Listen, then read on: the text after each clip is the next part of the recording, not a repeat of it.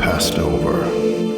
I understand. You've given power to one whose faith must be far greater than mine. Now I must prove myself.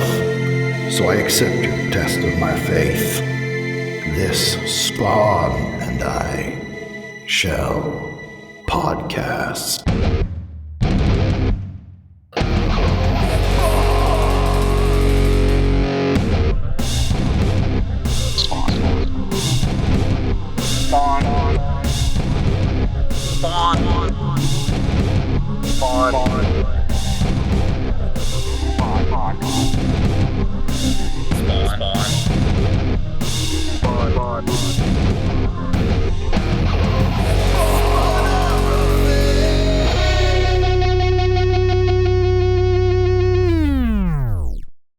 Awesome.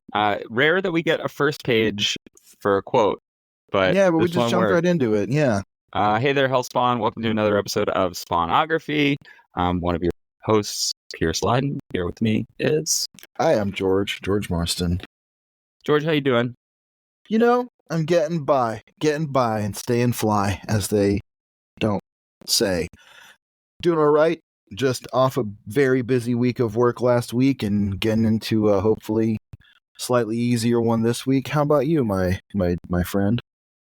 Pretty good. I coach children's roller hockey, and that's chugging along. I guess by the time this is out, the season will be over, but that's been going.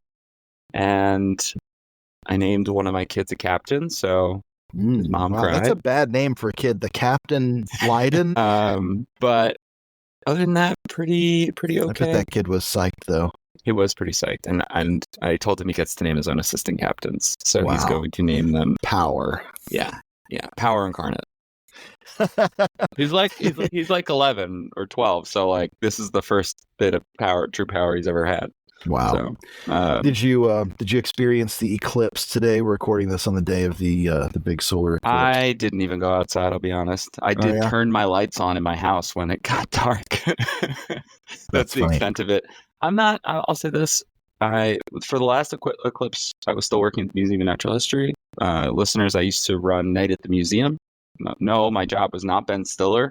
My job was sleepover supervisor. It was the coolest job in the world. It was pretty cool. But the museum like flipped out for the last eclipse and gave everybody and gave us all glasses, and like tons of people came that day just to watch the eclipse because you could see it, I guess, pretty easily from near the museum.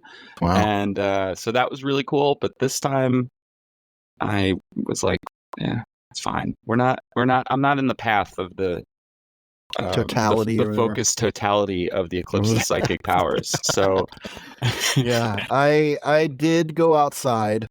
I did not look at the eclipse because I didn't have eclipse glasses. As with all things in my life, it occurred to me at the very last possible moment that that's something I should think about. ADHD is my hellspawn.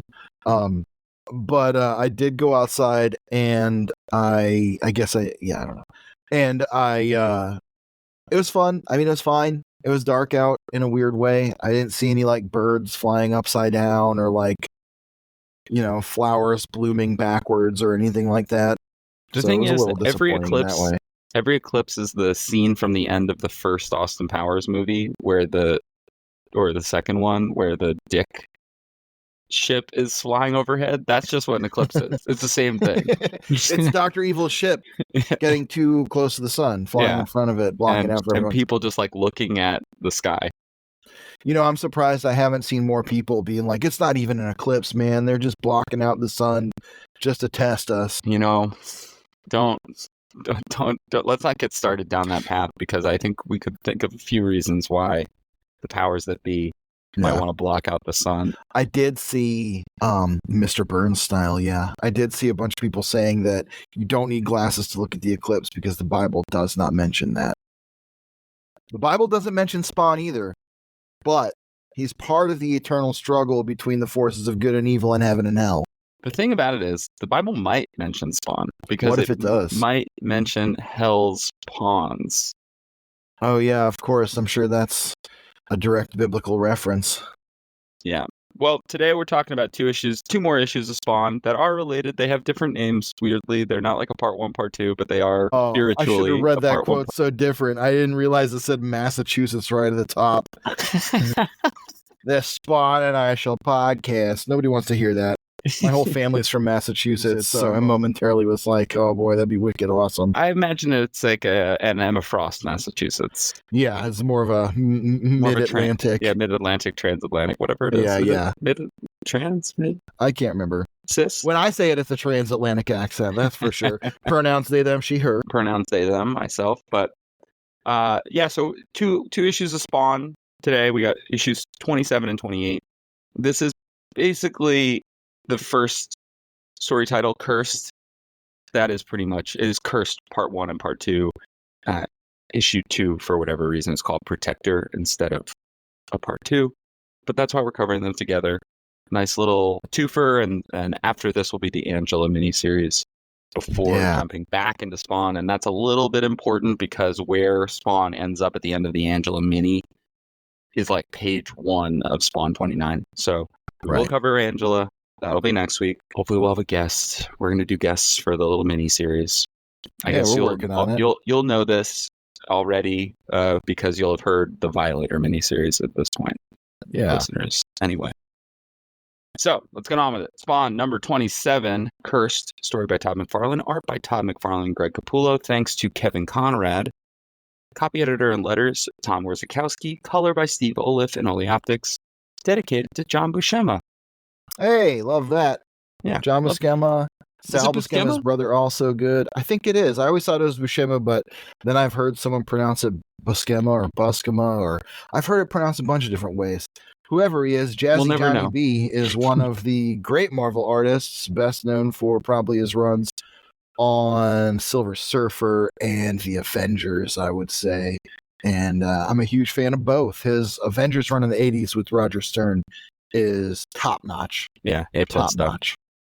I want to talk about this cover first. Yeah. Kind of rips. I don't even have it in front of me. I can't turn around because it's on my screen, but let me send it. I'm going to look it up right now. Yeah, just look at the Spawn 27 cover. It rules. Spawn having gotten his guts blown out. This makes for great radio.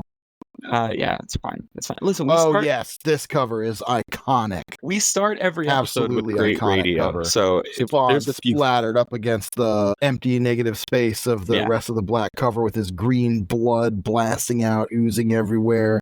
Yeah, that rules. That super rips. Cool. Super cool. Super metal. So we opened this episode in Massachusetts with a creepy house, a kind of sanctum sanctorum-esque window, some burning candles, and a voice talking about meeting Spawn. And then we get to see that it's like I guess it's a monastery, right? Well, I think it's this guy's house. It's this guy's house, I think. And he's got this shrine to Spawn here. My impression is that this guy's a shut-in. And that he is like basically, maybe being in the South, it's easier to recognize because we have a lot of these people. But I think he is a religious shut-in who's basically dedicated himself to the Bible. He's got religious implements everywhere. He's got a kind of like bulletin board with all the Spawn clippings on it. And he is crouching in the corner in his robe at an altar. This is what I imagine your former neighbor God from Hell. Yeah, you met God from Hell. Yeah, I had a neighbor named God from Hell. Did go inside his house once, and it was painted like Eddie Van Halen's guitar. Yes, it was painted like Eddie Van Halen's guitar, his guitar room. Oh, wow. My neighbor God. If you're listening, God from Hell, I'm glad you're still alive. I have no idea what else his name might have been, but he went by God from Hell. That is how he introduced himself. Yeah. But yeah, he's this guy's obviously like a Spawn obsessive, but he's forced to use technology from the secular world. He had a fortune, and he's headed to New York. He feels forsaken by God because he feels that he deserves some power from God, and it has been given to another. And he believes Spawn to be from heaven. Yeah, he thinks Spawn is a challenger to the power of faith that he so wishes to claim. I want to say this 2-page spread Honestly, all three of these pages are some great cartooning from Greg Capullo, but especially these 2 pages here. It's not really a 2-page spread, but these 2 pages back to back that are all through Curse's viewpoint of him packing up his guns. He's driving down to the airport, assumedly to his private jet. Yeah. They're greeting him as Mr. Kron, and you see him landing in New York. It's a very striking New York skyline. I won't make another joke about it that Pierce has to edit out at some point. I do think the colors on these pages don't work as great as the cartooning does. So I'm reading the digital edition for issue 27. They're a little one note, but I love the cartooning so much that I'm willing to give. And I have to imagine that Steve Oliff and Oleoptics recolored it for the digital and maybe even for the compendium. The nice thing about computer colors being that you can do that. So I don't have the originals to sort of pick that out. But I mean, I think if they did, they would have done something nicer than what's on the page here, because it's kind of just very gray and blotchy in the print edition. It makes the background and foreground really kind of collapse into just a mass of shapes, which somewhat effective if you visited New York City as a first timer ever. It can be daunting like that, and things can kind of blur together into a mass of people and scenery if you're not used to it. But I think it just undersells some of the effectiveness of Greg Capullo's cartooning. It's going to be an issue through both of these issues to me, but just touching on it now. That said, Greg Capullo crushes it. I love the woman saying, like, "Hey, stud, you have the money, I've got the time." She looks so cool. Hell yeah, she's goals, man. Yeah. She looks great. She looks awesome. I love all the weird little details in the background. Mm-hmm.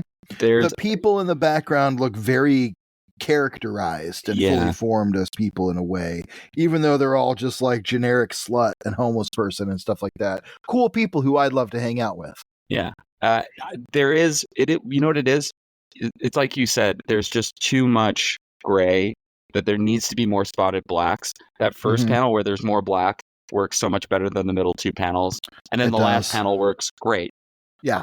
And in that last panel, Curse is walking through all these people. We haven't seen him yet. Only he's carrying a briefcase. He's wearing a trench coat. We've seen those aspects of him. But he's saying, "Forgive them, Father, for they know not what they do," as he's making his way through these taxi driver-esque New York streets. Yeah. Which, I guess 1994, 1990 would have been around the Disneyfication, really, right? Because that's around the time Giuliani was definitely doing his thing. It's certainly the Canadians' view of New York, I think, in a lot of ways. For sure. For sure. And we get to so we're in the alleys anyway, but we meet up with Spawn and the Night People. Spawn wearing his mask in these scenes. Which is weirdly rare, I guess. We're so not used to it. That's why I noted it. That's why I noted it. He wears it through most of these books, most of these issues. Which is great, because I think it's one of the all-time great masks. I know that we've talked about it before, and it's kind of like Spider-Man, kind of like Venom, but looks really cool. And Greg Capullo finds a lot of expressiveness in it, with that like hangdog lip that he shows, and like the eyebrow shapes and everything. It's pretty good. And we're picking up with Spawn and the Night People, just as Pierce was saying. And it's kind of picking up from Youngblood, what is it, 8 through 10 or something? Yeah. In Youngblood, Chapel kind of hangs out with Spawn, and we get some Rob Liefeld drawing Spawn and Eric Stevenson writing Todd, kind of, which is interesting. And Chapel shows up to kill Spawn again, because now by this point Chapel has killed himself to try to become Spawn, and it doesn't work, so he's back now, and he's got like the Liefeld drawing of Chapel is nuts. It is the coolest thing if you're 8 years old. The entire Chapel side of this whole saga is just so bizarre, too. We're not covering those 2 issues in too much detail after the next 30 seconds, because it's going to get retconned anyway. Jessica Priest is going to be kind of revealed to be part Real of killer or whatever because of the movie and potential lawsuits. So we're not covering those issues. Youngblood also, because I don't think Youngblood's very good, and I don't really feel like talking about it. So This is not the Youngblood podcast. This is not Youngbloodography. Not yet. Don't say that. Don't threaten me. So when Chapel showed up, he killed Bobby, one of the night people, and Spawn is holding his body now, and he's upset because we just went through a couple of issues where Spawn doesn't act, and he sort of laments not acting. Fred Barnett did not have to be, not have to die. We saw apathetic Spawn in the last issue, last two issues really, and this issue we're getting yet another Spawn personality. This time we're going to woe is me, the people around me deserve better Spawn. Right. And it's kind of one of those things that it's a little inconsistent, but at the same time it's a little bit like Todd is really finding his own voice for Spawn through a lot of these issues still. And also, in a way, it's almost like if you died and came back to life, you'd experience a lot of, emotion and strange turns of thought. And I think that it does reflect a little bit the process of Spawn grieving for himself. He's also recognizing that he has to be an active participant in what's going on. Yes. He's got to think outside of himself. And yes. It's frustrating, I think, as a reader, because we know so much more than him. So we're just sort of like, get on with it, Al. Like, figure it out. Right. Come on, put 2 and 2 together. And we had last issue, we had Cagliostro literally saying, like, you're looking for answers you've already been given. Yeah, exactly. And so but what I like about these issues that we're covering today in this little curse saga is, one, Todd is starting to build up the Rogues Gallery a little bit more. Mm-hmm. Granted, it is another kind of cyborg guy. A lot of his villains are weird cyborg monster guys, which, if you've got a type, Spider-Man fights old men in animal pajamas. Yeah, that's a good point. Yeah, imagine if we were doing a Spider-Man podcast in 1965 and we were just like, he's fighting another guy. This guy's called the Rhino. And can you believe it? He's based like a rhinoceros. He's got a costume. Like, big deal. The armadillo, the porcupine. Exactly. So, what's funny about that is, to me now, I'm like, the rhino, the armadillo, the porcupine. I love these characters, these weird goons. Well, so that's what I was kind of going to say, is that as much as I have lamented overt kill, I've come around on him a bit. I know we're going to get Cygor eventually. Cygor, I forgot about Cygor. But the best of both worlds, a cybernetic animal. Cygor is the kind of character, I just want to say this now conceptually, that you can slot into any comic book, almost of any genre. You could put it into Patsy Walker, Teen Angel, or whatever it was. And Patsy, what happened? A cybernetic gorilla has escaped the future zoo. Yeah, exactly. Just honestly, I love it. So, okay, but in this issue, we're talking about a religious zealot. So we've also already heard Todd's take on religion, right? That he doesn't get caught up in all that stuff. Yeah, from the letters columns. He's not into politics. Yeah, so to have a character that is a little bit more specific in that way, we do see a Holy Bible in those previous panels. Yeah, he's there's an understanding dedicated. That there's, I guess, a Catholic, some sort of Judeo-Christian something at the center of this. Could be Anglican. Lots of Anglicans in Massachusetts. True. And so for him to do that, it's actually kind of better than just random mob boss has another cyborg guy. Yeah. In this case, it's a guy trying to take something into his own hands. It's a character with a little bit of backstory that's not Angela, who has a slightly different perspective on the whole thing. One thing I also did I will say about Tremor, and we touched on this a little bit in the last episode. I don't want to get too deep into going backwards, but I like that he kind of establishes that these mob guys are really just always trying to come up with the next super enforcer. Yeah. It just kind of puts that on the table right there. So here, though, he's upset that Bobby's been killed by Chapel, who went ahead and also, did that to himself, trying to become Spawn. He's back. It doesn't matter. Here in the alley, Spawn and the Night People are lamenting poor Bobby's death. And they're asking Al if he can do anything. Or rather, Al is asking himself if he can do anything. And they're trying to tell him, it doesn't matter. We know you love us. We know you care about us when other people don't. We know you love us. We know you care when other people don't. I don't know why I said it that way. But he says, unfortunately, Spawn says this war isn't going away, and I'm going to have to accept that my existence is set in motion things I can't control. But I've been given power. It's time I tried using it for something positive. Oh, and so it only took 27 issues for him to say that finally. And it's not even the first time he's done it. Like, he's jumped into action several times in the past, but it's now time for him to do something for someone else. And he says, I'm not going to do something for Bobby.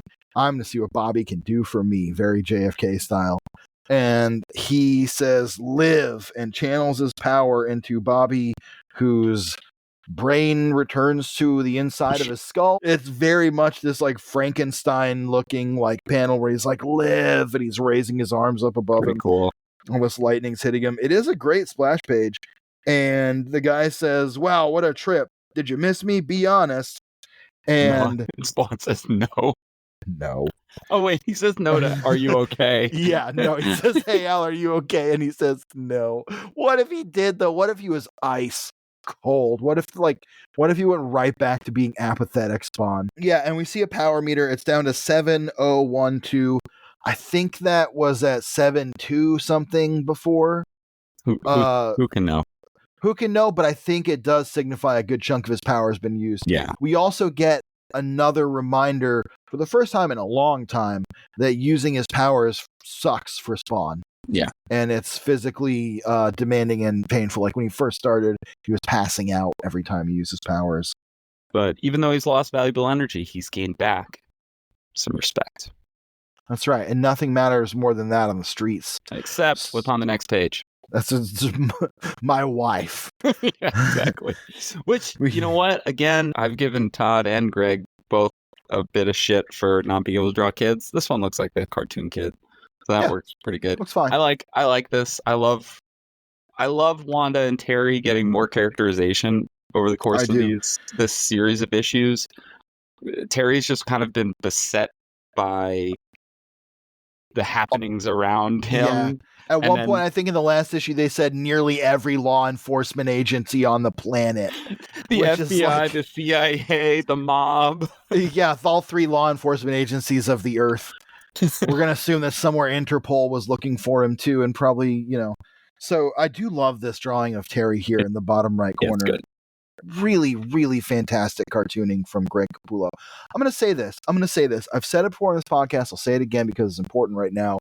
I've often been kind of very whelmed and underwhelmed by Greg Capullo's work, depending on who is inking him and who is coloring him. I really, really feel like the Todd Greg team up it's great. It's great. It's really, Todd really good. Really gets what he's going for with these faces. It's that, I'm going to say it again and again, the cartooning really does it for me. The storytelling and the acting. I think they smooth out each other's rough edges. Yeah, I think you're right. So I think that, like, if Greg's penciling, Todd pulls the line work in a certain way with his inks, and vice versa. If Todd's penciling, Greg's able to kind of pull it in a different direction. Right. And with you their get inks. It also feels like Todd really gets what Greg is going for with his pencils, because they're honestly fairly similar to Todd McFarlane's in a lot of ways, especially in the rendering style that's going on at this time. So it's just a team up that works great, and we're really getting into some really great years of Spawn where their team up as an art duo is going to just really evolve and start to click more and more, and we're already seeing it. It looks great. And it really becomes the quintessential look for the character. Yeah. To this day, is like Spawn fans, if Greg Capullo is coming back to do more Spawn stuff, are stoked. Of course. And, we'll see Spawn's costume get tweaked a little bit not long from now as these issues go on. Although that'll be Tony Daniel. Oh, you're right. It is Tony Daniel. Wow. Well, that's why I'm learning along with everyone else. One of my other favorite things on this page, two things. One, I like the goldfish in the background. I don't know why. I just like that it's there. Secondly, I love that Todd's like, well, what are they talking about? They're talking about files. Files. They're talking about files. Terry's like, Everybody's okay, talking sweetheart. about files. Okay, sweetheart, I'm going to do a bit more work with these files. Files. Great. I don't know what work he can be doing with them besides like organizing them and reading them. You know what you do with files? You file them. It's why they're called that. He's going through this file, and that's going to be a theme through this pair of issues, is people finally digging into the files that they've been gifted. These files. Yeah, files. Lots of files. Lots of files. The only way that anybody learns anything in a Spawn book is files. I guess the pre-digital age. I was going to say, it's not like anybody has a smartphone. Right. So it is what it is. So Terry says he's going to see if he can, he says, I'm going to do a bit more work with these files. And then we turn the page and he says, I'm going to see if I can't catch the boys with their backs turned, as he's trying to figure out what's going on with the FBI, the CIA, etc. But that's a bit of a pun for what's on the page, which is Spawn getting blasted to smithereens by Curse, who we're seeing for the first time on the next page. We get a little bit of a weird 180 rule kind of break between these two pages. It makes the storytelling kind of funky. Yeah. It makes it look, but nonetheless, the drawing is so awesome. This splash page of Spawn with like the laser blasting through his chest, so dope. It also, great. Capullo's Spawn is pretty thick. He's got some cake, and he draws him a lot in that like kind of falling. I would say it's like almost like feminine posing. That very X-Force-y. Yeah, you know, like you can see his X-Force like action chops. Yeah, 100%. Which I'm fine with it. I like it. And then the next page, of course, is the reveal of Curse in his weird green and black armor and his giant cyborg limb with tubes going everywhere. It's another one of those parallels to Spawn's chains where everybody's got some kind of shit wrapped all around them.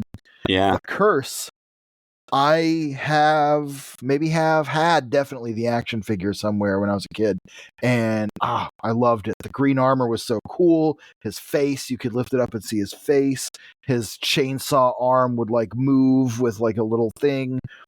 I always bring up the toys, and it's because they're such a formative part of Spawn culture, really, and even people who weren't reading the comics monthly were definitely buying, collecting those toys. And that's something about these designs, is they almost always wind up very toyetic in a cool and interesting way. And it's partly because they just remix a lot of stuff that we're used to, right? He's got kind of like a Batman thing, like gauntlet thing. He's holding kind of a batarang in one hand. Yeah. Because he's green and he's got those cables, there's kind of like a Dr. Octopus thing going on. His headpiece weirdly always reminds me of Smythe.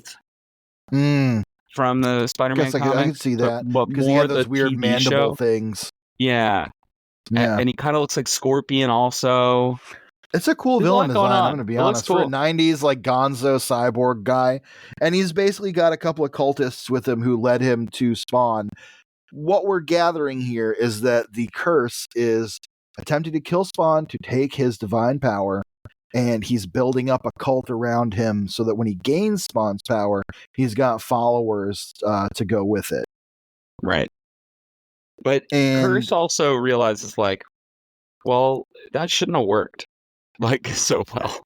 If he can be killed with normal, human technology, then he's definitely not from heaven. He probably doesn't even have divine powers.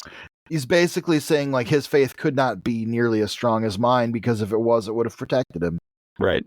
So they're leaning over Spawn's body. I like that he's got the green smoke rising from him and that weird teal blue, like, blood pooling around him. Necroplasm, as they call it. Spawn's buddies. We'll get to that. We'll get to the necroplasm. Curse is like, yeah, well, job done. Mission accomplished. Time to head home, raise a banner, land on an aircraft carrier, and talk to my cult. And mission complete. Yep, he bails. No historical parallels in anything we're saying. He bails. The night people are like, oh crap, we gotta rescue Spawn. They start trying to drag him out of the way by his cape. And it's like, he weighs 500 pounds. There's 4 of them. This is the funniest thing ever, though. Anytime that Spawn, you'll be reminded, dear listener, that in the first arc of Spawn, a woman who is menaced in an alleyway cradles Spawn in her arms. Right. And she doesn't seem like a bodybuilder or anything. No. Maybe she's very strong. Maybe she goes to CrossFit, but like, I think 500 pounds of necroplasm. Yeah. I think that pins you to the ground. Yes, I think that's a heavy weight. I think 4 guys could maybe drag it here, but also I think that came in later. Like, I think Spawn or Todd, I always do that throughout this show. I think for however many episodes and years we do this, whether we get to the end of Spawn or not, ever, whether that happens, I'm going to constantly forever be saying Todd, Al, Spawn, Todd, like interchangeably, as if Todd and Spawn are the same guy. Davison taught us that they are. I am Spawn, I am not Spawn. Yeah. So he says Spawn weighs nearly 500 pounds. Having a body made of psychoplasm with a density greater than cement will do that. Which is a very like Frank Miller, like, yeah, because he's made of necroplasm kind of like line. It feels so. Here's one thing that I'll say about these issues, and actually even the previous ones. I think the Coco Swiss worked. I think that Todd actually did learn something from having better writers, reading those scripts, having to draw them, understanding the pacing of them. And yeah, this kind of detail, this detail will pop up anytime that Spawn needs to not be moved for whatever reason. It will pop up so many times. Almost. And it changes, like over 400 pounds, nearly 500 pounds, over whatever. Yeah. But the point is that he's like remembering the psychoplasm thing that Grant Morrison brings up. The narration style's a little bit Millery. He's getting somewhere. And also, he's adding to his toolbox. Also, he introduced a new character in like a handful of pages instead of like a whole issue. We didn't have to cut back and retell his and Spawn's origin every time we met a new character and have them not know it, but have it relayed around them. Here, what we're getting is we're cutting back and forth between the alley and what's going on at Wanda and Terry's place. Wanda and Terry are having dinner, and they're talking about what was going on with the files and the agency's files. Terry's has a stack. A huge stack of papers. He's got a whole stack of files. And he's talking about Spawn. He's saying, somehow Spawn knew me, but why'd he save my butt? I'd be dead meat if he hadn't showed. And he says, what's really spooky is that guy knew my name. And here, this moment is going to spur on a lot of the action in the next issue, which we'll get into, of course, where Wanda seeks out Spawn amidst the trouble of the curse. Back in the alley, the cops are arriving in a cop car. One of them gets out and he says, what do you boys got there? And they're like, just our drunk friend Al. The guy's like, well, you better move him because I'm bringing my car through this alley right now, which I've been in New York a lot. I haven't lived there, but I've spent collectively about 6 or 7 months in New York. Don't think I've seen anyone drive down an alley that wasn't like unloading pork. Yeah, meatpacking district, you could probably do it like once upon a time, but at maybe 90s, New York just hits different. At this point, I would have been 6 years old, so I can't really speak to it. Maybe they were speeding through the alleys at all times. Cops seem to drive through this alley a lot to hassle the people who live there. And I think that's really what's going on, is the cop wants to hassle these people. But before he can do that, someone imitates a woman screaming a couple alleys over to distract him. Cop goes, oh shit, pulls away. Yeah, it's great. Honestly, that rings true in a way. Like, these guys have a very Little Rascals energy about them. I'm very endeared to the night people. And in the way that they're very much Spawn's version of Our Gang. It's the classic kind of prank. So, over in a different alley, Curse is preaching, and he's telling his origin story. And here's where we get just a succinct, not even 2 full pages, and it's not even a wall of text. No, great. It's basically him explaining that when he was a kid, he had strong faith, but he never felt it returned. And he felt that if his faith was strong enough and his sacrifices were great enough, God should empower him. He never felt it through faith alone. So he cut out his eye and scarred his face. And then he chopped off his own arm. really dark origin and really creepy cool in a way better than like mobs turn me into a monster or like I'm pleasantly a cyborg that I love to be. Pleasantly a cyborg. Is that over?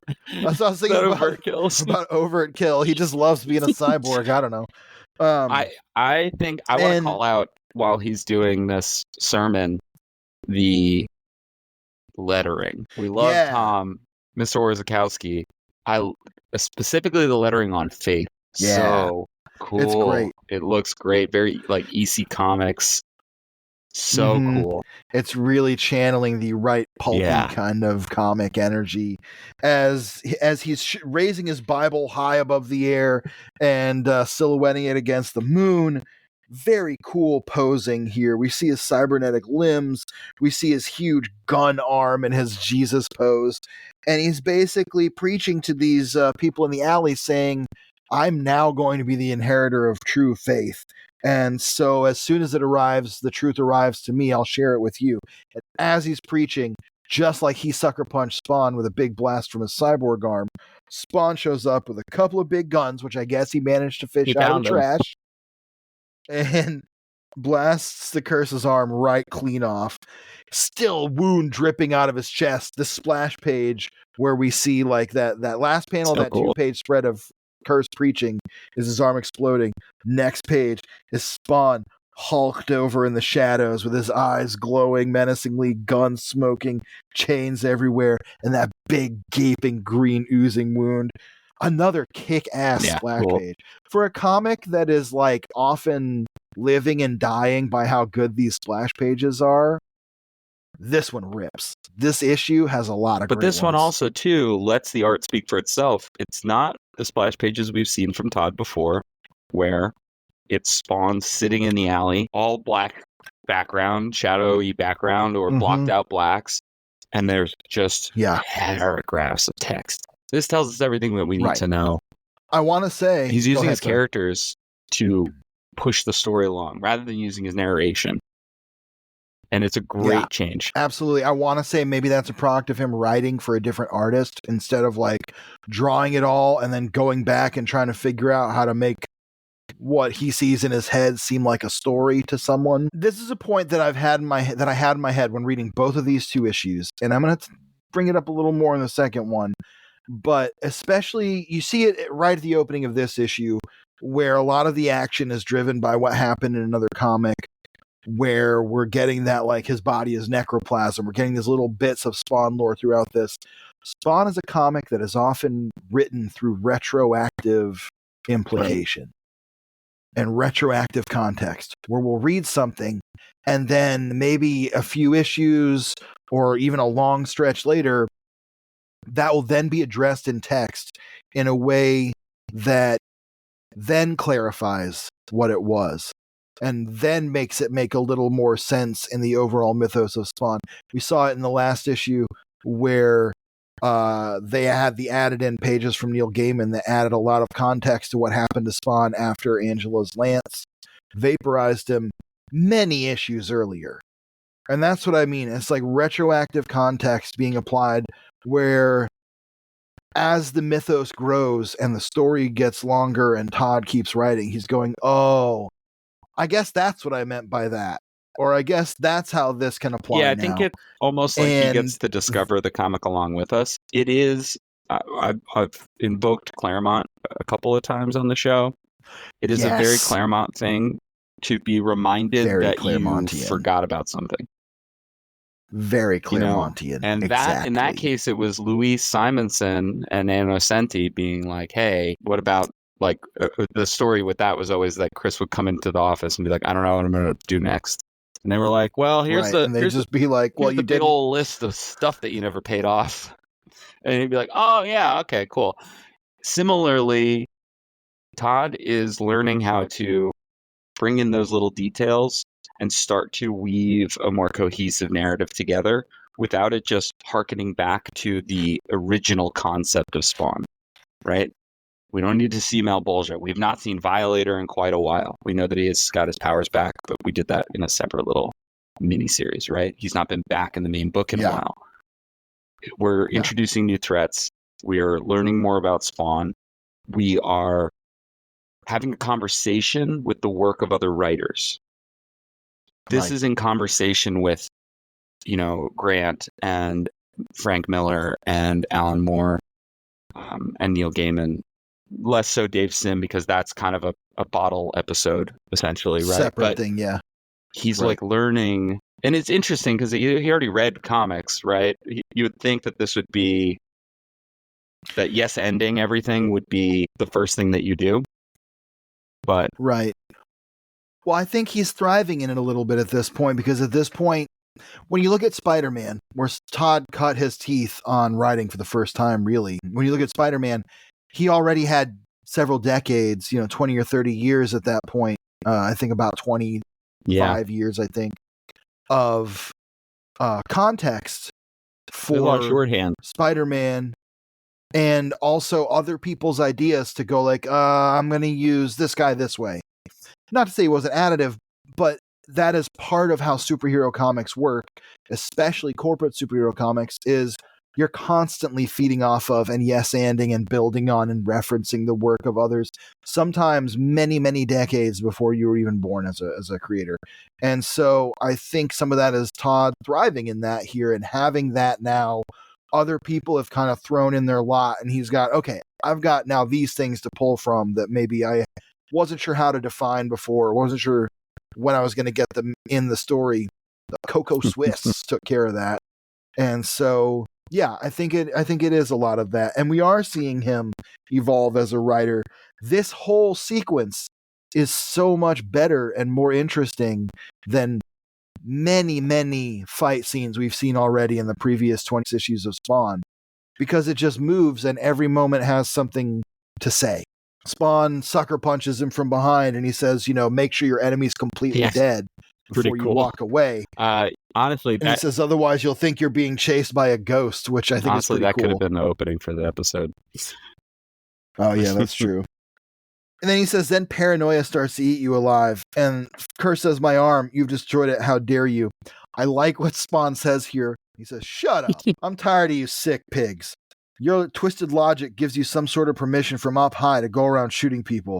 Well, screw you and whoever sent you.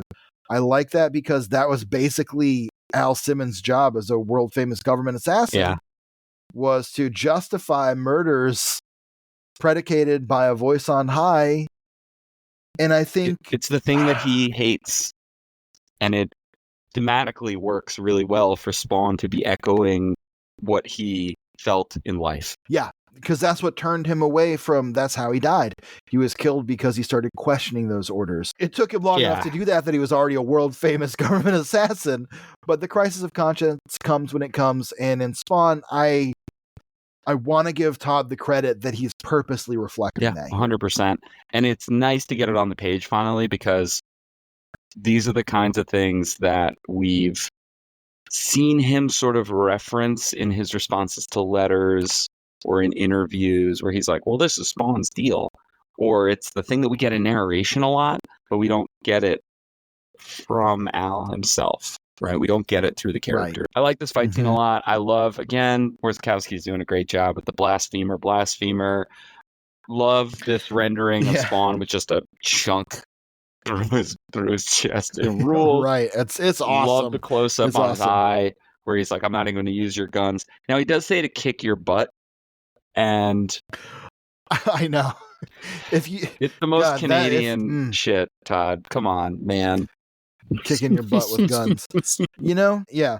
Well, speaking of kicking, though, Spawn inadvertently, because he doesn't know who the guy that Curse is really beholden to, aka God, is, and he says, whoever's backing you has got to be one sick puppy, which seems like maybe some commentary on, this level of religious fervor. And he takes that one big round boot and lumps it right into, in the 90s, all boots were face. Circles. If you were on X-Force, they sure were. Or you had a boot in an Image comic, you just wore. And actually, Spawn will soon get his.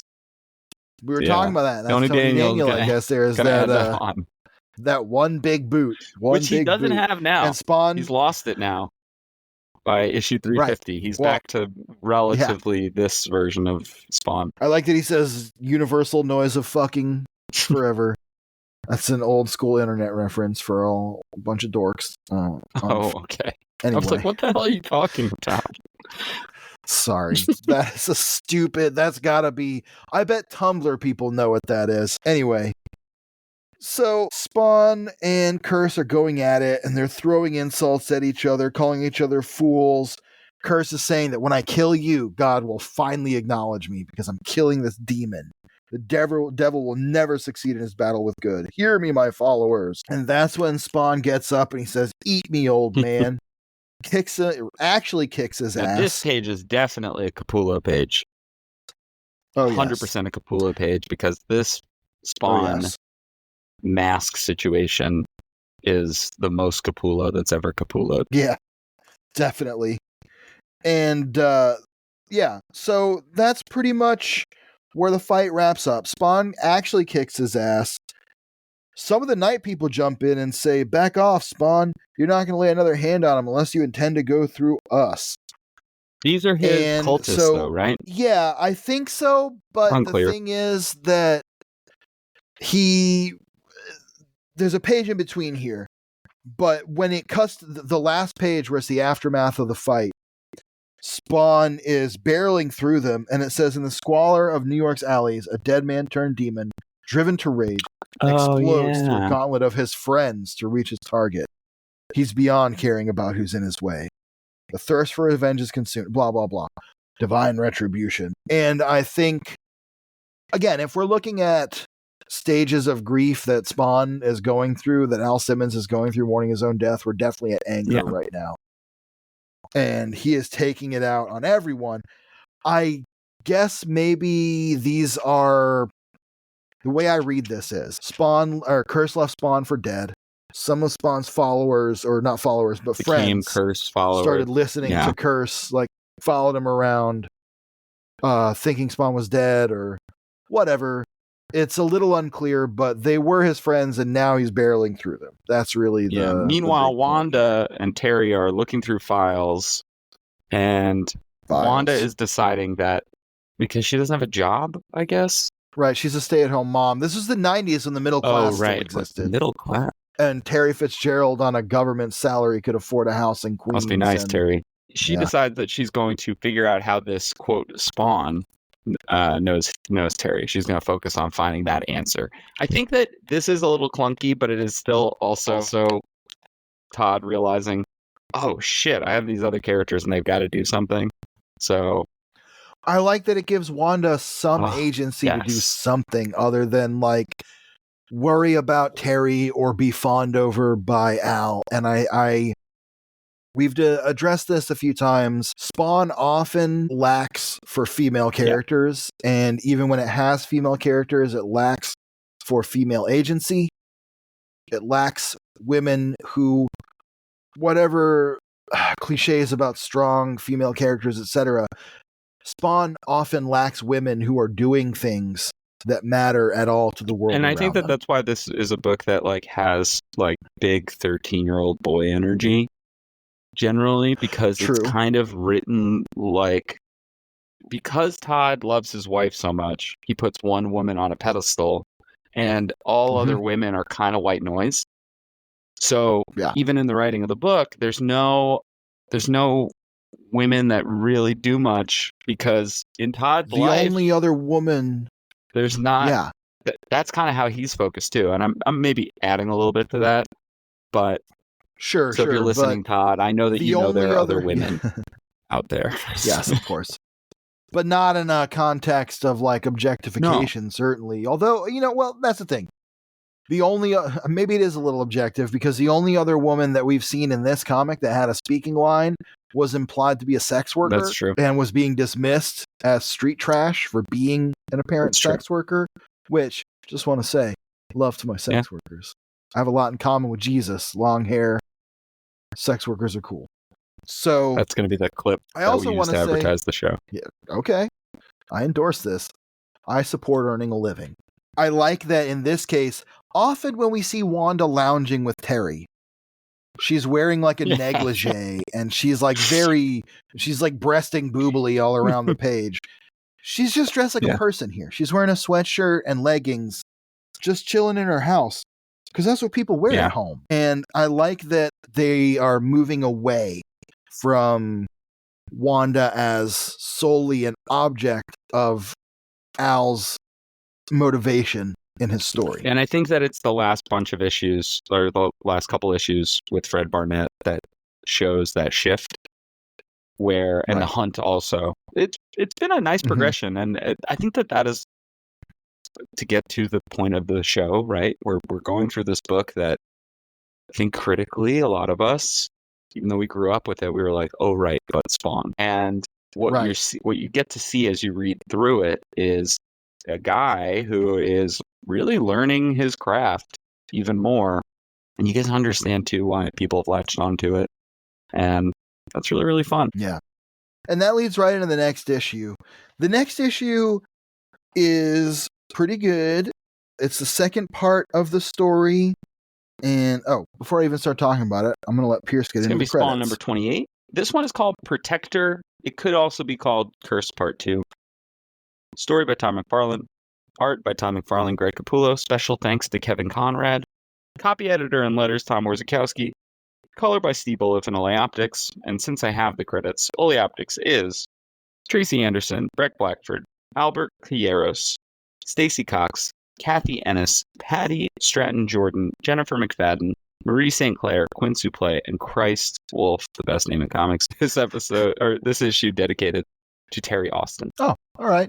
Wonderful inker, known for X-Men mostly, and a kind of fun dedication, especially as we know that Todd is going to be inking the book primarily soon.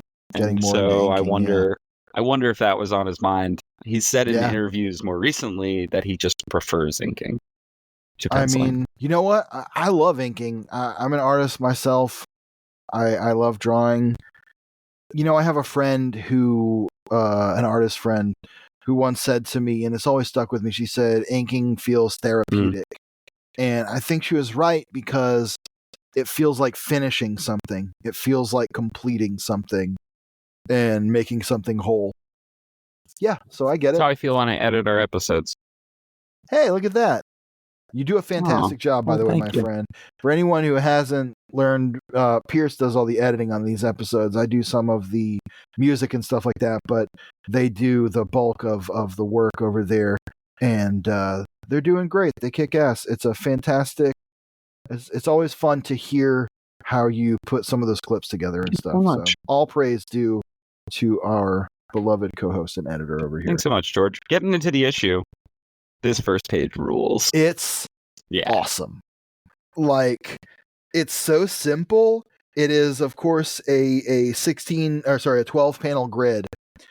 And all the grid is Spawn's face, but 4 of the panels are floating into place. If you have the issue in front of you, it's really easy to understand. I don't know if you'll ever see this. I'm going to hold up the page, but it looks so good. It's such a cool gimmick, and it's pulled off in a cool, clean, simple way. Great rendering of Spawn's face that's dialed in this weird... It's a much cooler way to do the thing that Todd does often. A splash with a monologue. The more boring version of this is a slightly smaller Spawn head, the entire background is black, and all this text is just on the side. Yeah. And so Spawn is saying, all these friggin' psychos, they're all taking aim at me. Well, now they get the message. And he says, I'm guarding my turf. I should have done this sooner. We turn the page, and holy shit, man. This like vertical double page spread is maybe one of the coolest fucking drawings that has been in this whole series up until this point. Of it, it's so cool. You got Spawn in the foreground, grimacing in his trash throne with curse laid out like crucified against the brick wall of the alleyway. More than crucified, his human arm is nailed into the wall with a big spike. His legs are buried in trash, and then his cyborg arm is all shredded, and the wires are like tied up around the bar next to him. Oh, it's so cool. And yeah, we get that nice like golden ratio style like Spawn framing the whole thing. It's great. Just don't always love these vertical spreads because sometimes they're a little annoying, but this one just really frickin' works. Yeah, it's awesome. It's a real show-off moment for the three artists involved. And I just know that those pages came in and they were like, fuck yeah. Hell yeah. Yeah. I'd be excited. Dude, I'm excited looking at it. It rules hard. It looks awesome. And I also like that Curse is saying, you'll die for this. And Spawn's just like, shut up. It's great. He's so dismissive. We're getting into, again, we were talking about the different versions of Spawn. I like self-assured Spawn. I like sort of confident.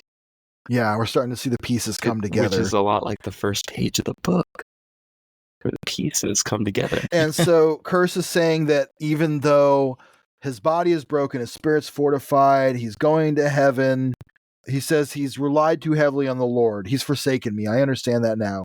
Even after all I've given myself, I shall never enter his kingdom. He's saying he won't go to heaven. My bad. And he says, it's time to fight my battles alone. I cast aside the allegiance of God. And he says, it saddens me that I must kill you. Which, like, this whole sequence is badass because, remember, he's, like, bleeding and covered in blood and, like, still he's has all time to monologue, or the energy to monologue. Chained to the wall and everything. It's a really cool supervillain moment. The coloring in this issue is a little more moody. It's starting to work a little better. You wonder if maybe all the optics team are splitting some of the issues a little bit, and, like, certain people are working on certain parts or certain issues even. We get Wanda. I love this drawing is so of Wanda. Good. This is a Capullo page through and through. Yes. It is. It has all the hallmarks of his style when he's not doing Todd. He's got this one tiny small panel that makes it instantly recognizable this is New York City. He's got this close-up on Wanda. She looks great. Like, I just really love that rendering of her face. Yeah, she's like a little sad. She's so contemplative. Not to make a bagel out of this panel, but but at least this is a person instead of a bagel, baked good, a boiled good. Anyway. So yeah, she's driving and kind of thinking about all the things that have happened to Terry and why she's going to meet Spawn. We just read about all that, so there's no need to recap all of it now. Spawn is yelling that he's king of his alley to Curse. To back us up real quick, there's the newspaper clippings, and I really enjoy those.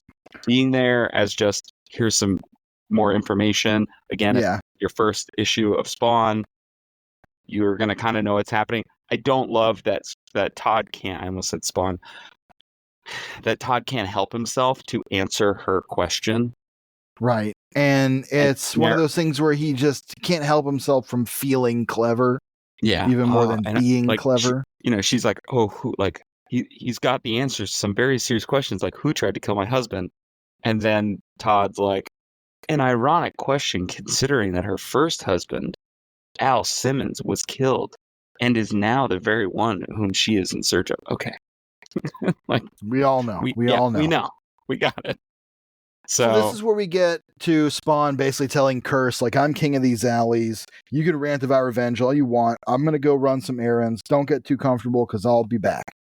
Wanda is wandering around the Bowery area, which is the spatial reasoning of this comic is sometimes hard to follow during that one, during the big moment where everybody was chasing Terry.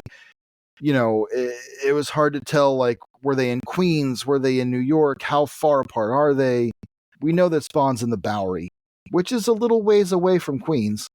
It's not like a few alleys over. It's not a straight shot. It's also, I mean, I guess it technically is one bridge, but you're still driving into Brooklyn first. Right. There's a lot. She's depending on where she lives in Queens, dear listener, I live in Queens. She's got a whole ass house. Yeah. It's at least 30 minutes. Yeah. To She's an taking hour. A trip into the city. It was kind of implied maybe Terry was at his office. Anyway, it doesn't matter. Once again, we're grounded in space and time rather than floating free in it. She's headed to the Bowery, and now she's walking through a bad area.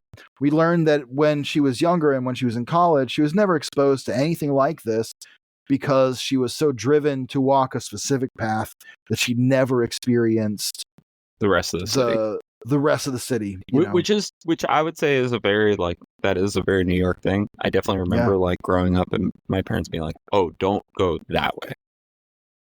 Right. So that's reasonable. And so after we see her wandering through the Bowery, we cut to Sam and Twitch. We get our first friend. update on them really in this pair of issues. And what are they doing but chowing down on some files?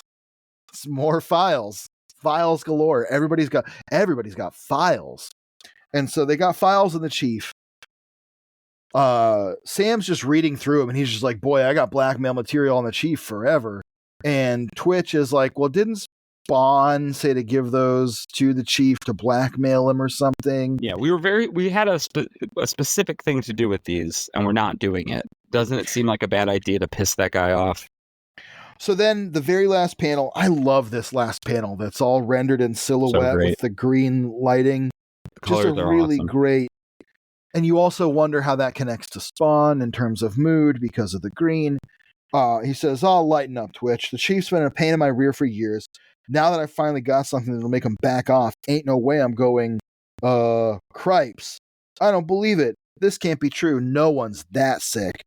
And just as he's getting to the good part, Todd lets us know we'll have to wait to find out what it is.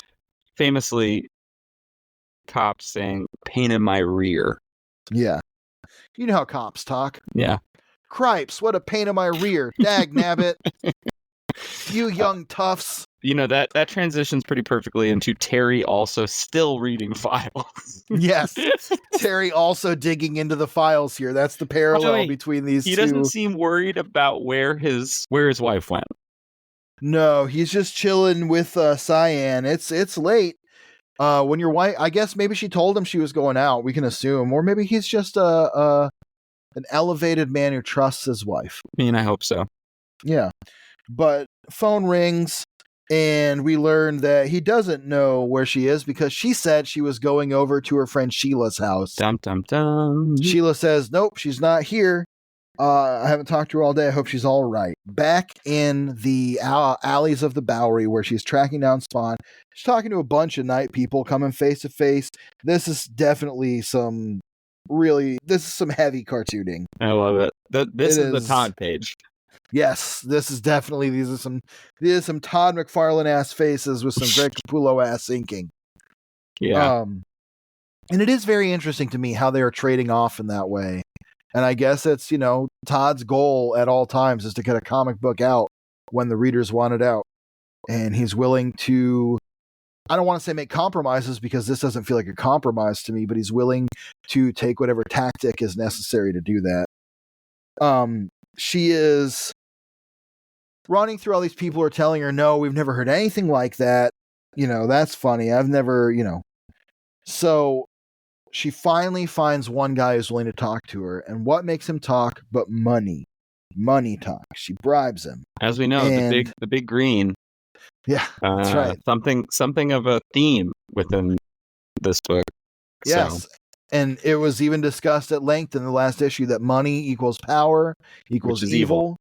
And I think it's interesting that we therefore get this hellish green energy pouring off of the money, the big stack of money that he's holding, thanks to his cigarette. The mood lighting casts that kind of eerie green Spawn pallor on it. So she comes around the corner and comes face to face with Curse, who's still chained up. And rather than ranting about revenge, he says, "Please save me." It's very pathetic and creepy, and you get the feeling of she suddenly realizes she's in over her head. It's nuts too. We were just talking about this sort of separation of work. Her first conversations with the night people, clearly a Todd page. These two pages, clearly Capullo pages. Right. And I wonder if it's Todd realizing that Greg draws Wanda better.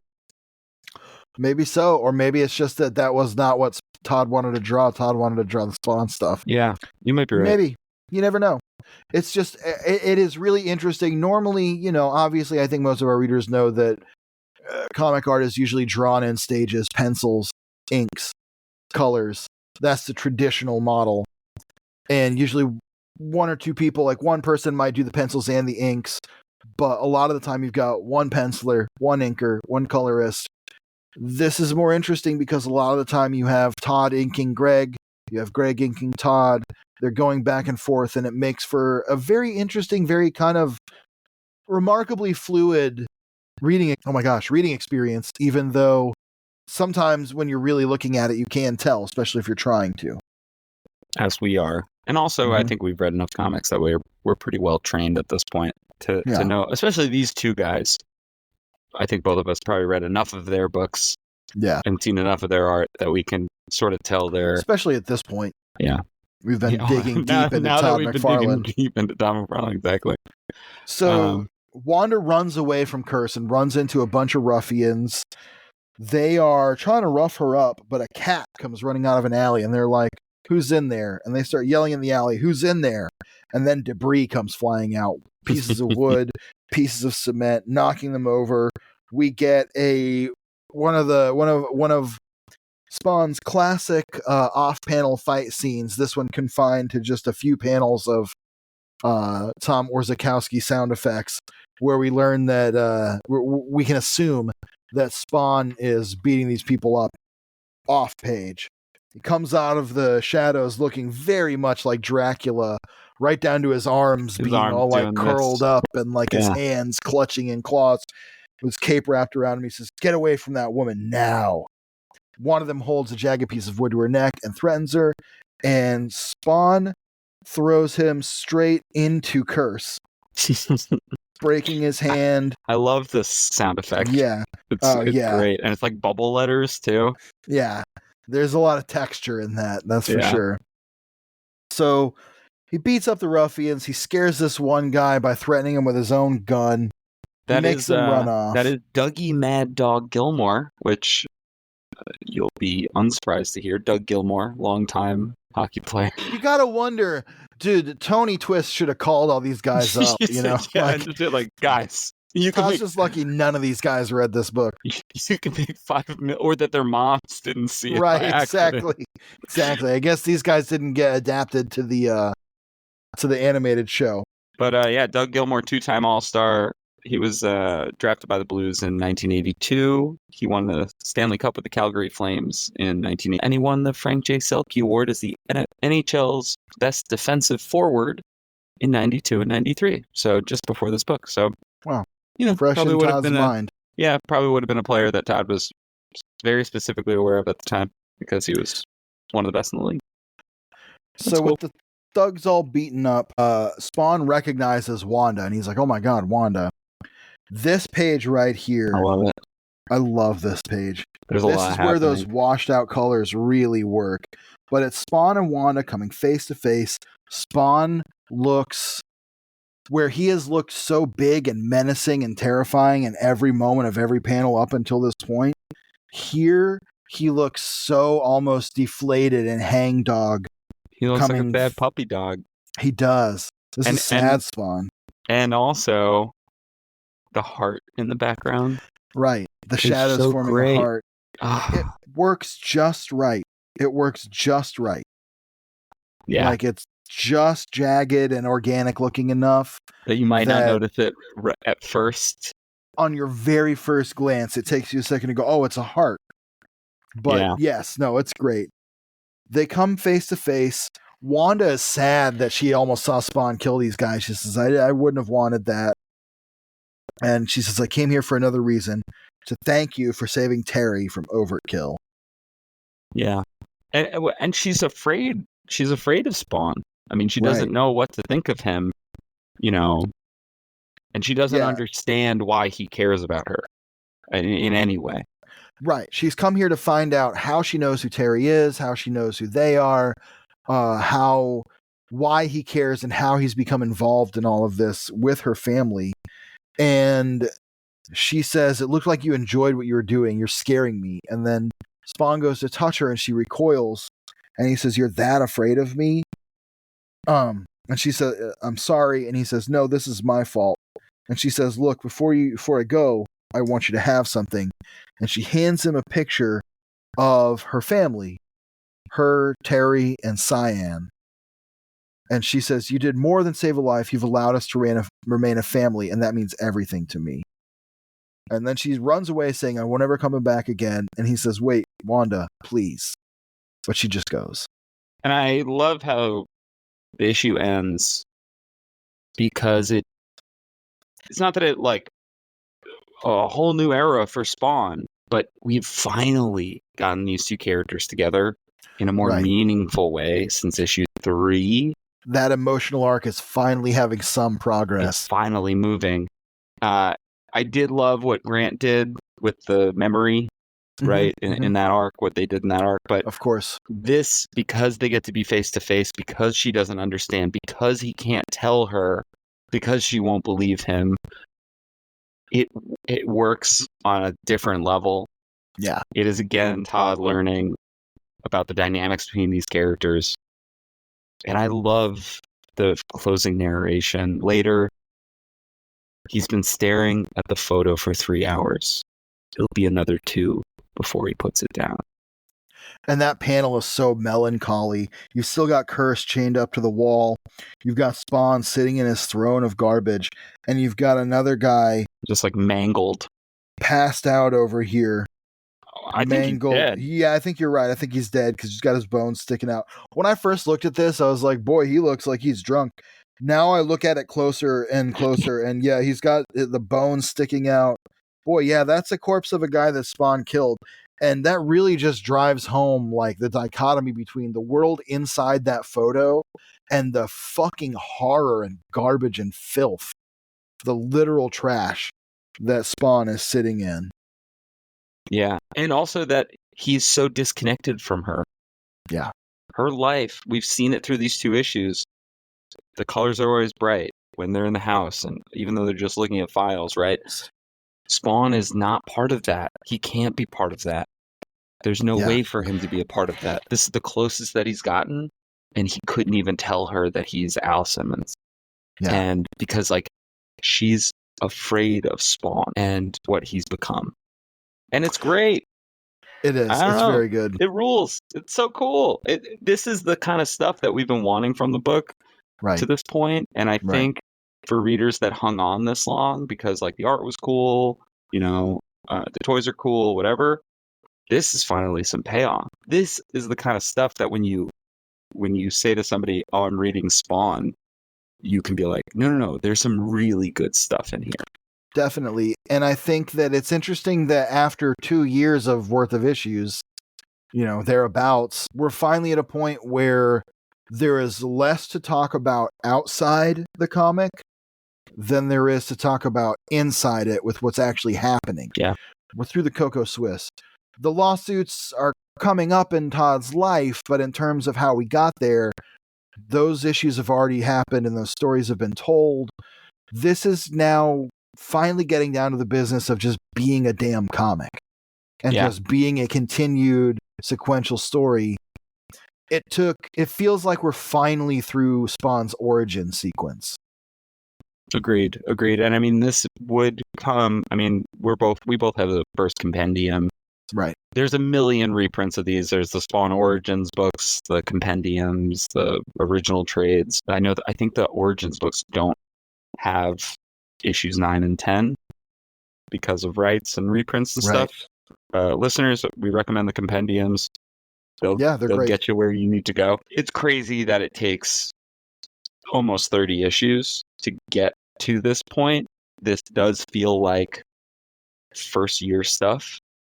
Right. But we have also seen how Todd is balancing the business side of everything with the comic itself. And it will become more apparent that the business side is going to take up more of his time and he's going to become less active in the book on a day-to-day basis. We're pretty far away from that.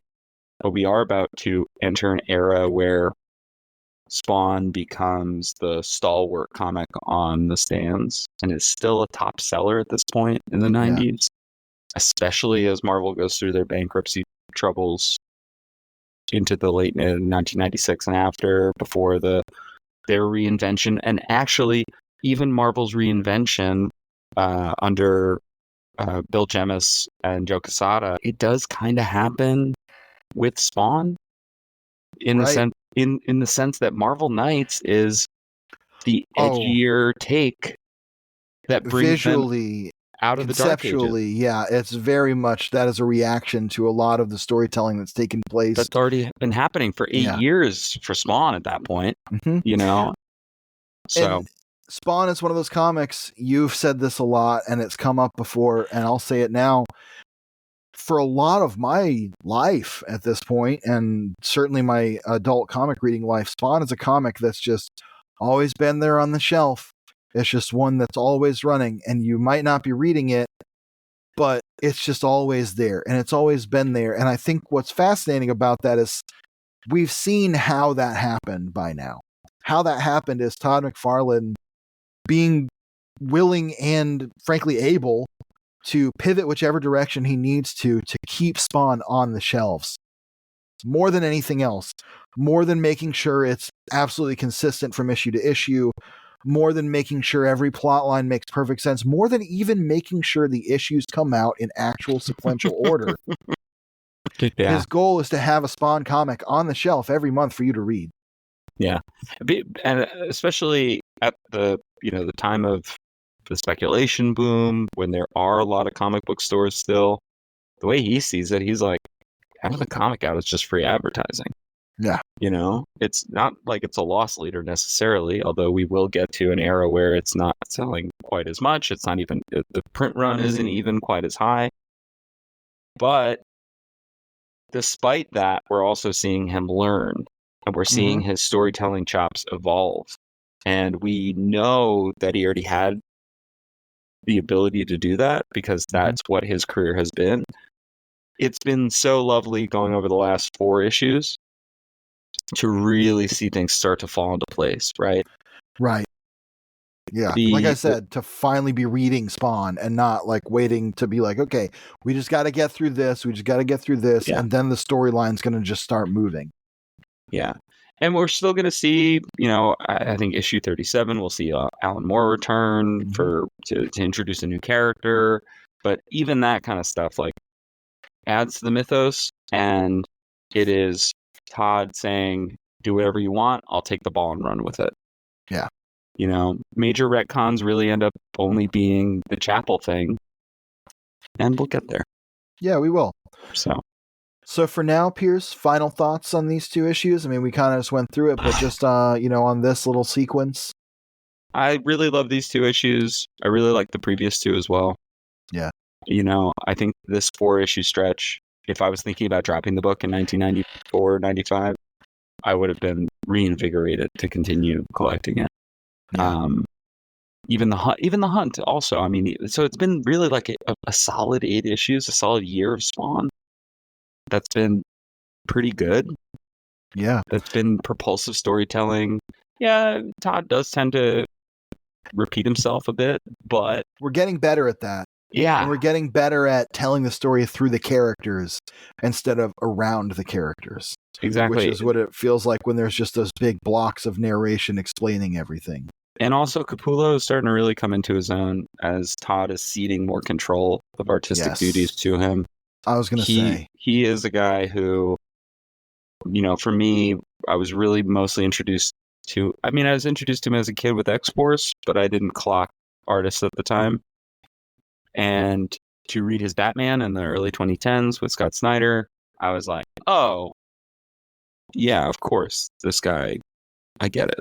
I like Todd's inking on him better. Or Kevin Conrad's. I know Kevin Conrad did some of the stuff in this, but regardless, and that's no shade to Danny Meeke and Jonathan Glapion. I think they're great artists in their own right. It's a good fit here. Yeah, it just feels really, really, and it feels really kinetic, and it feels like it really weaves together. The fact that page to page, I have to look closely to know who I'm reading as the like primary penciler is kind of nice. I think that's my big takeaway from this 2-issue arc in particular is that it feels like Greg Capullo is breathing some new life into Spawn here. both by bringing an artistic perspective that's different from but complements Todd's. Mhm. So we're not seeing as many of Todd's tricks repeated over and over, and Todd's, his toolbox pulled out over and over. I also think that it is allowing Todd to focus more on how he's writing the comic and making that less of afterthought is a strong word, but making it, more of a first priority. Yeah, I mean, I wouldn't be surprised if previous issues there was a page that was like, "Here's where we that just said like recap Spawn's origin." Yeah, and then as we kind of learned from one of the letters columns that Orzechowski's role as copy editor is straight up that he rewrites Todd. Yeah, like if it doesn't work for the lettering, he just straight up rewrites it. Yeah, so which if you have that kind of relationship between the letterer and the writer, then that's a unique and interesting relationship on that creative level, because often letterers are just there. I don't mean in terms of their art. A letterer's art is always key to a book because that's what you're literally reading.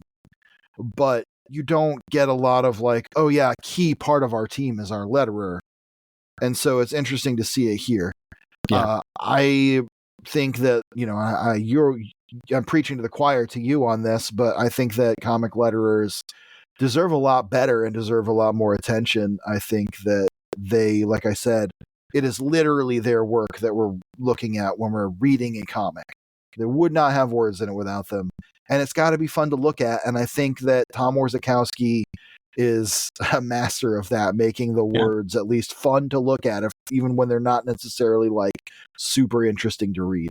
Yeah, and I think the thing I'm continually impressed with, now 28 issues in, even more counting, miniseries and whatever, is that Todd, despite being very protective of Spawn, is willing to cede control.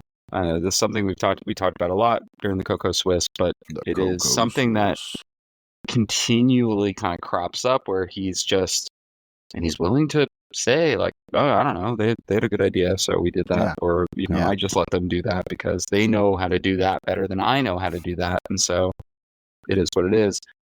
And that's a really interesting. It's an interesting way to be an auteur, right? I mean, I think that that's at the center of this podcast is understanding an auteur, and maybe one day we'll get into some of his non-creator-owned work, right? But and be able to compare and contrast a bit. But he's certainly somebody who's not precious about his creations. I think comparing it to a filmmaker on some level is interesting because there's a principle in great filmmaking among some great filmmakers.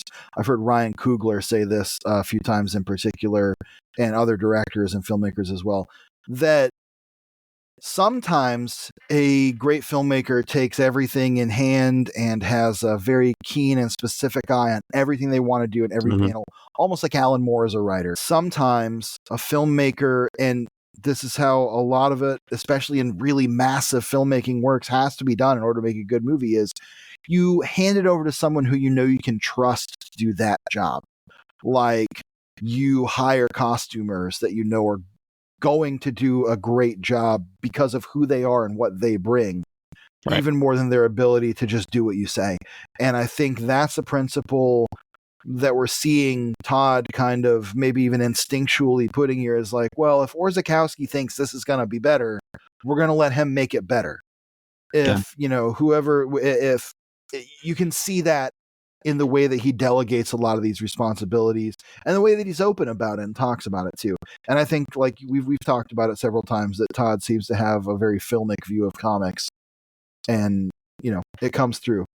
Yeah. Well, and the collaborative aspect of it has never been, he's never been like, I need to be the writer and artist and this and that. He did do that. He went to the top of the mountain and he said, all right, well, I already sold the highest selling creator-owned writer-artist book of all time. Probably nobody will ever touch that. And let's keep the machine moving a little bit. It's a little assembly line, in nature, but I respect it. I respect it because it's interesting to see an idealist learning these lessons. Yeah. Because you want to call Todd an idealist based on the founding of Image and his leaving of Marvel. It's him learning these lessons about the reality of the business, and when you're running the business, what you have to do. And I think that despite the lawsuits and the poor business decisions that he's made, nobody could call him a poor businessman at this point, as No. McFarlane Toys is a titan. And, you see him pull back from comics for a while. He's not as involved in Spawn. He's not writing it or drawing it. I'm sure he's overseeing it and editing it, but there's a while where he steps back, and that's kind of when we have the Image boom. That is true. Yeah, that is true. And and it's interesting because in the era that we're still in, his reputation is still ego. Yeah. And I don't really see Spawn as ego driven. Not in the way that I see some of the other. So we talked about Youngblood a little bit. I think Youngblood is an ego driven book. I think there's a couple of really good ideas in there. We said off mic, I was talking about Badrock. I love him as like reality star Ben Grimm. I think that's great. Opening an issue with I've been optioned as a splash page. Hilarious. Very funny. Very funny. Good job, Rob. But even talk about bad business decisions, Rob Liefeld doesn't even own Badrock anymore. Yeah. Yeah. I mean, Todd is obviously a lot better at caring for his investments, if not necessarily his artistic creations. I think that I don't think that Todd is precious about Spawn in terms of like what he thinks it is and what it could be and what it's going to be at this time. I think he's got some ego, and he has to, because when you see him talk about it, he's like, I know how to do this. I know what I'm doing. This is a comic that will sell, that I'm going to sell. And it's almost like a force of will. Yeah. I've never thought of him as a person who is like selfish in that way.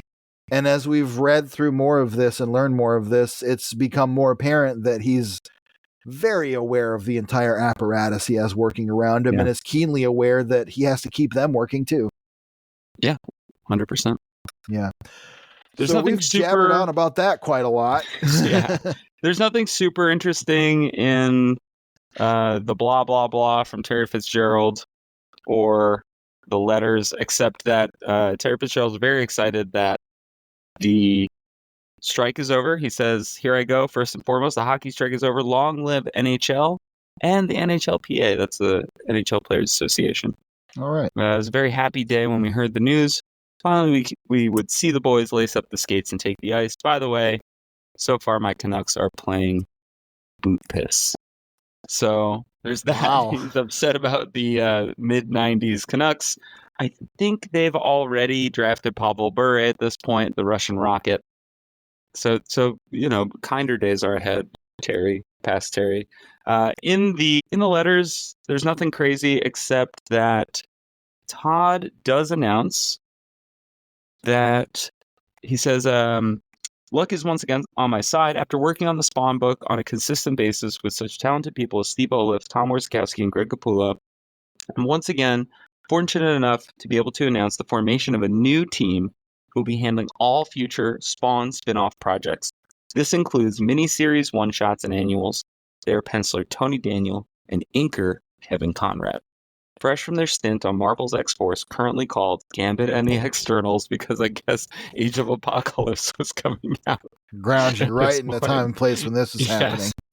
Do yourself a favor and check it out. Their first collaboration for me can be seen as a 6-page lead-in story to issue number 32, the issue in which Spawn gets a new costume of the big boot of the new 4-issue miniseries written by award winner Alan Moore, due to release in June, called Spawn Blood Feud. We will cover Spawn Blood Feud because it is a little bit important. But yeah, Alan Moore just getting checks from Todd McFarlane, and the letters are a lot of people reacting to Fred Barnett. A lot of readers saying, "Hey, what a cool emotional story that you wrote about a hero failing," and I think that they're right.